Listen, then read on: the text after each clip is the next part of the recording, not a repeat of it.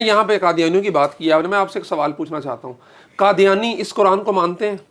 مانتے ہیں نا؟ چند آیات کی تشریح کے اندر ان کا اپنی ذاتی تشریح ہے، ایسے ہی ہے، لیکن وہ کہتے ہیں کہ یہ قرآن ٹھیک ہے،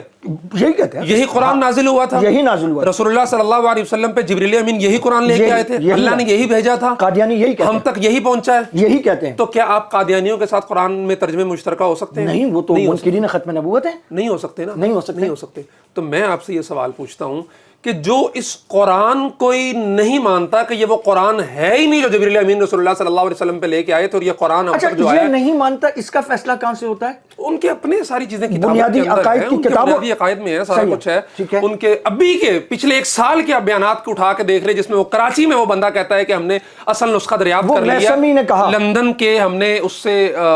ٹیسٹ بھی کروائے ہیں، وہ 1400 سال پرانا نسخہ نکلا ہے اور وہ انشاءاللہ ہم لے کے آئیں گے۔ ان کے آصف رضا علوی 1400 سال پرانی امت ساری بغیر قرآن کے چلی گئی۔ ایسے ہی ہے۔ تو مجھے اب آپ سوال کا جواب دیں کہ جو قادیانی اس قرآن کو مانتا ہے کہ یہی قرآن اللہ نے جبریل کو، جبریل نے رسول اللہ کو، رسول اللہ سے چلتے چلاتے یہاں تک پہنچا، صحیح مانتا ہے، چند آیات کے اندر ترجمہ تفسیر میں اور باقی چیزوں میں ان کا عقیدہ الگ ہو کہ وہ منکرین ختم نبوت جو بھی ہوتا ہے، لیکن یہ قرآن صحیح مانتا ہے وہ کہ الفاظ یہی ہیں،